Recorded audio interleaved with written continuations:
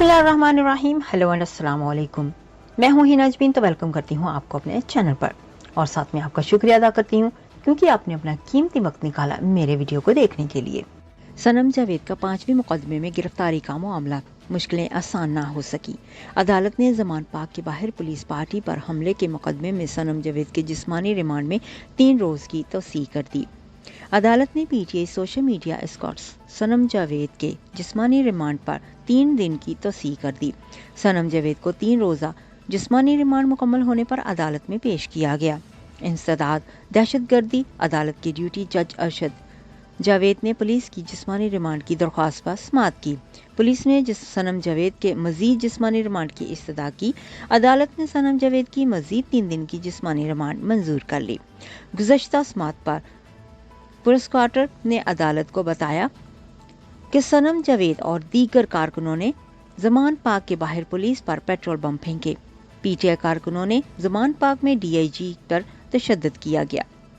Police की गाड़ियां जलाई गईं। सनम जावेद ने ज़मान पार्क के बाहर नफरत अंगेज तकरीर की और कारकुनों को पुलिस पर हमला पर उकसाया। सनम जावेद का फोटोग्रामिक टेस्ट कराना है। प्रोसिक्यूटर ने इस्तदा की कि अदालत सनम जावेद को जिस्मानी रिमांड दे, जिसके बाद अदालत ने सनम जावेद की 3 दिनों की जिस्मानी रिमांड मंजूर कर ली थी।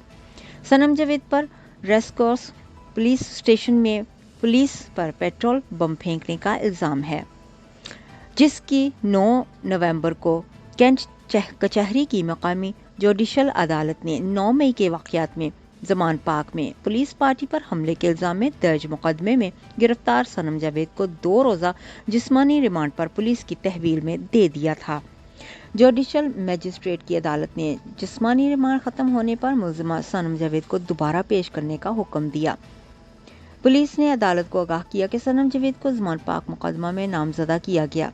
सनम जावेद पर इल्ज़ाम है कि उन्होंने पुलिस पार्टी पर हमला किया।